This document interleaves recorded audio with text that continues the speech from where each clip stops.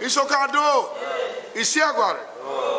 Ladies and gentlemen, this is a press conference by the Isoko Development Union, IDU, under the leadership of Honorable High Chief Idu Amaide, taking place today, Friday, July 17th, 2020, at Isoko House, Ole. The Isoko Nation seriously frowns at the marginalization of our sons and daughters building for the 57 marginal oil field in Delta State. This is most unacceptable because we have many of our indigenes who have the expertise, the experience, and resources to play key roles in the oil industry. But for too long, outsiders who are not necessarily better qualified than our people are brought into the system to buy our God-given oil assets to our own detriment. This time around, we are not going to allow it.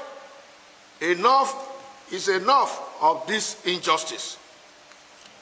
We are therefore in total agreement with our brothers in Ijaw land, Itsekiri and Urobo people, that those of us from oil-producing communities should be given the right of first refusal in the building process.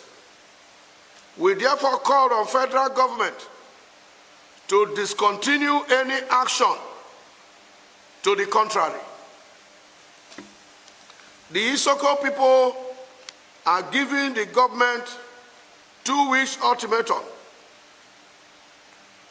to make positive statement about our demand for fairness and justice, failing which we will be constrained to shut down all oil and gas fields in Isoko land.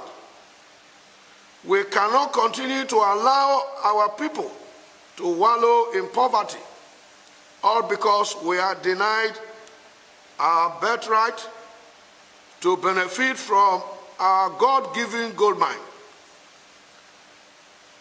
At this point, it is pertinent to remind the government that Isoko is the second place where crude oil was discovered in commercial quantities in this country.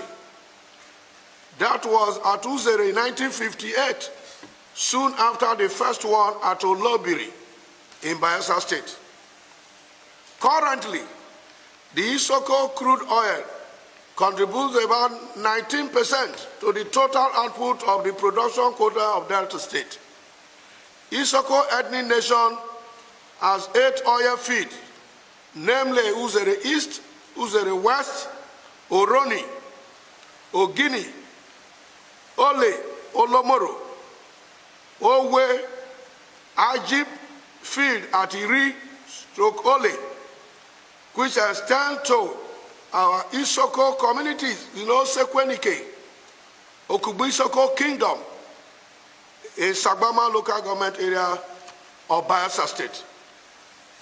Ladies and gentlemen, it is really very painful that Isoko, which has been producing oil for the past 62 years to feed the whole country, has been totally denied benefits of the natural resource, which contributes over 90% to the foreign earnings.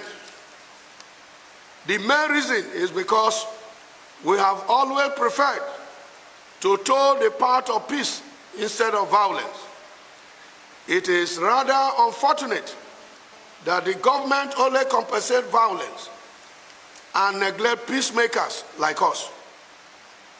It is in line with our civilized philosophy of always exploring the peace option that I, in my capacity as the President General of Isoko Development Union, the umbrella body of Isoko people all over the world, led a delegation of our leaders, including traditional rulers, to Mr. President Muhammadu Buhari to articulate Isoko demand.